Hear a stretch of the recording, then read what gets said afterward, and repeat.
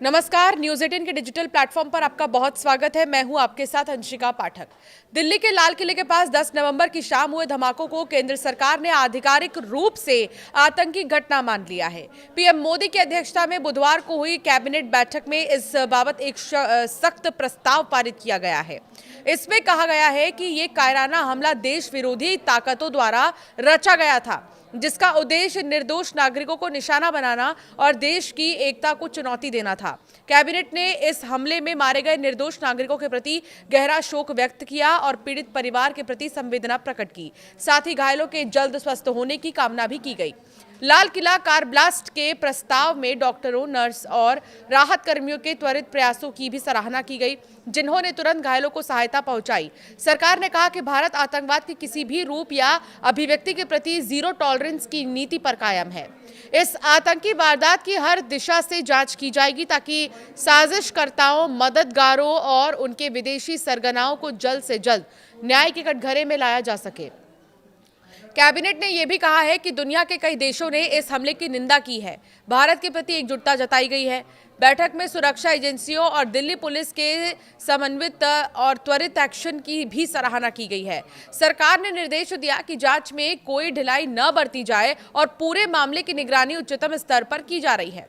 प्रस्ताव के अंत में ये दोहराया गया कि केंद्र सरकार देश की सुरक्षा और हर नागरिक की रक्षा के लिए पूरी तरह प्रतिबद्ध है। लाल किला धमाके में अब तक 12 लोगों की मौत और 20 से ज्यादा लोगों के घायल होने की पुष्टि की गई है। पीएम मोदी ने भूटान से लौटते ही घायलों से मुलाकात की और दोषियों को जल्द सजा दिलाने का भरोसा दिया। वो जांच पर नजर रखे हुए हैं और कैबिनेट की बैठक में भी फिलहाल फरीदाबाद में मिली एक लाल कार, जी हां, एक स्फोट दिल्ली धमाके की जांच का सबसे अहम सुराग बन गई है। ये बताने के लिए काफी है कि उमर के नेटवर्क की जड़ें दिल्ली से लेकर हरियाणा तक फैली थी। दिल्ली लाल किला ब्लास्ट को लेकर जांच एजेंसियों के खुलासा आपको चौंका देगा। जांच एजेंसियों की तरफ से खुलासा किया गया है कि 2 नहीं बल्कि 4 गाड़ियों में ब्लास्ट की साजिश थी। संदिग्ध 2 और पुरानी गाड़ियां तैयार करने की प्लानिंग कर रहे थे। इनमें विस्फोटक रखे जाते और टारगेट को बड़ा किया जाता। ये पूरा खुलासा डॉक्टर उमर और डॉक्टर मुजम्मिल की डायरियों से हुआ है। इनमें 8 से 12 नवंबर की तारीखें दर्ज की गई हैं। डायरी में लगभग 25 लोगों के नाम भी थे, जिनमें से ज्यादातर जम्मू कश्मीर और फरीदाबाद के रहने वाले हैं। आरोपी डॉक्टर उमर उन नबी का डीएनए मैच हो चुका है।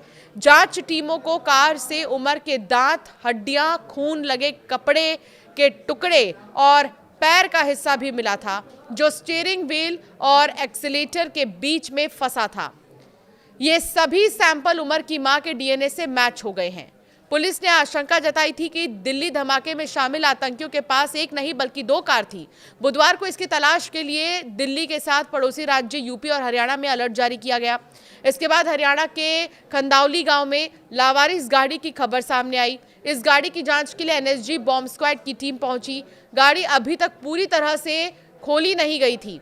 सोर्स के अनुसार गाड़ी जहां मिली वहां उमर के ड्राइवर की बहन का घर था। दिल्ली ब्लास्ट में 3 खुलासे हुए। पहला, जनवरी में लाल किले की रेकी की थी। दिल्ली को दहलाने की साजिश जनवरी से ही रची जा रही थी। गिरफ्तार आरोपियों के मोबाइल डंप डेटा से पता चला कि फरीदाबाद की अल फलाह यूनिवर्सिटी से गिरफ्तार assistant professor doctor Muzammil Ghani और धमाके में कथित रूप से मारे गए डॉक्टर उमर नबी ने जनवरी में कई बार लाल किले की रेकी की थी। दोनों ने वहां की सुरक्षा और भीड़ का पैटर्न समझा था।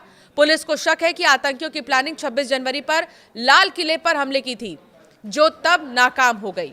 दूसरा, दिल्ली में 6 दिसंबर को हमले का प्लान था। नबी दिल्ली में 6 दिसंबर को हमला करना चाहता था, लेकिन मुजम्मिल की गिरफ्तारी से प्लान बिगड़ गया। ये बात 8 आरोपियों से पूछताछ में सामने आई है। इस अंतर्राज्यीय मॉड्यूल का केंद्र फरीदाबाद में था। गिरफ्तार आतंकियों में 6 डॉक्टर हैं। श्रीनगर का रहने वाला एक अन्य संदिग्ध डॉक्टर निसार फरार है। वो डॉक्टर एसोसिएशन ऑफ कश्मीर का अध्यक्ष भी है। अल फलाह में पढ़ा रहा था। जम्मू कश्मीर सरकार ने डॉक्टर निसार को बर्खास्त कर दिया है। तीसरा, खाद की बोरी बता रहा विस्फोटक जुटाने का एक जरिया। फरीदाबाद की अल फलाह यूनिवर्सिटी में काम कर रहा कश्मीरी डॉक्टर मुजम्मिल गनी खाद की बोरियां बताकर किराए के कमरे में विस्फोटक सामग्री जमा कर रहा था। 20 दिन पहले मुजम्मिल कमरे में कुछ बोरियां रखने आया था। तब पड़ोसियों ने उससे पूछा था कि इसमें क्या है। जवाब में मुजम्मिल ने कहा था कि ये खाद के कट्टे हैं। इन्हें कश्मीर ले जाना है। इस कमरे से 100 मीटर दूर एक मकान में सीसीटीवी कैमरे लगे हैं। पुलिस ने फुटेज जब्त कर लिए। उमर और मुजम्मिल की डायरियों में कोड वर्ड लिखे थे, इन्हें डिकोड किया जा रहा है। एजेंसियां ये भी जांच कर रही हैं कि क्या धमाकों के लिए अलग अलग गाड़ियां तैयार की जा रही थी। जांच एजेंसियों ने गुरुवार को बताया कि लगभग 8 संदिग्ध 4 लोकेशंस पर जो है विस्फोट करने की तैयारी में थे। दो लोगों के ग्रुप को एक एक बड़े बड़े शहर में विस्फोट का टारगेट दिया गया था। तो ये थी पूरी प्लानिंग, जो कि अब जो है इसका पर्दाफाश हो चुका है कि 2 गाड़ियां नहीं बल्कि 4 गाड़ियों का इस्तेमाल किया जाना था। और एक बात आपको बताते हैं, टोटल 3200 किलोग्राम विस्फोटक लाया गया है। सवाल यह है कि कैसे यहां तक ये लोग पहुंचे। 2900 किलोग्राम विस्फोटक का खुलासा तो कर दिया गया है, लेकिन अब भी 300 किलोग्राम विस्फोटक कहां है, इसको लेकर लगातार छापेमारी का सिलसिला जारी है। जो डायरी मिली है, डायरी से बहुत सारी चीज़ें पता चली हैं और अभी मौजूदा समय में लाल किला मेट्रो स्टेशन को बंद कर दिया गया है अगले आदेश तक।